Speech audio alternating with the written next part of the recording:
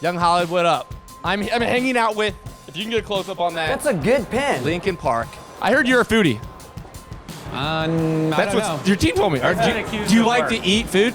I love to eat food. You love to eat food? I love to eat food so much that I have like a master list that I keep in my phone of every place that I like anywhere in the world. Wow. So that way I can go to any city and I know right off, I pull up the list, boom, 5, 10, 15 restaurants. And by the way, and hotels and places to go. Guys, your song Heavy is, I mean, I don't even want to say you're back because I feel like anytime you guys want to do it, you guys do it and you did it. Heavy is top chart. You did it. I mean, like it's funny because with our stuff, like for many years, we put out something and we know before we do it, oh, this one's gonna be polarizing. Like we're gonna get like the back and forth of the whatever. And this one, I feel like we did that, and we had, you know, the predictable, like the hardcore metal fans went, what the hell is this?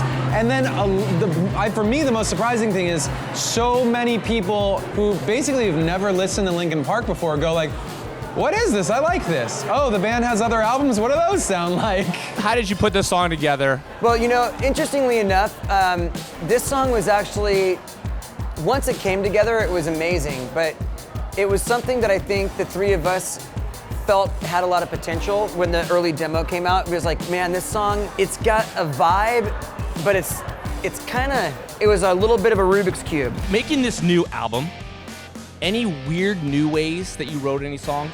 Yes, backwards. Backwards. And I'm serious about that. We usually write track first, so we'd write, a lot of times I would start with piano and like production, like beats and stuff like that.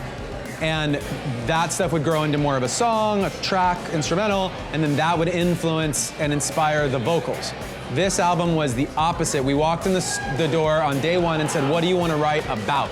And that's one reason why this record, I think we all have said at different points, some version of this record is really an emotionally driven album. It's a really, it's an honest record. Like it comes from places where like I'm feeling, I'll give you an example. Like I walked in the door one day and I said, I want to write a song for my kids because I feel like they're very strong-willed, and when they're 16, there's gonna be like the screaming, like, I hate you, Dad, you don't understand me, and like slam the door in my face. So I thought, wouldn't it be fun, wouldn't it be a cool idea to write a song to stick in a time capsule and send it to that exact moment? They shut the door, put on headphones, and what comes on?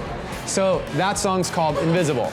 And it's the next single off the record, we think, and it's one of those ones that's just an example of how the writing process really affected like the whole way we did it on this record. Okay, so here it is, real quick. You guys, real quick, just give a little answer in between each one for the questions here. Okay. We're good at game. Who has the heaviest suitcase on the road between the three of you? Definitely Chester, because he changes at least 6 or 7 times a day. I do. And I have to do like lots of other extracurricular things like photo shoots and stuff like that all the time. You gotta bring out the gear. So I have to bring a bunch of crap. Skincare, Oh wow. exfoliating cream. Okay.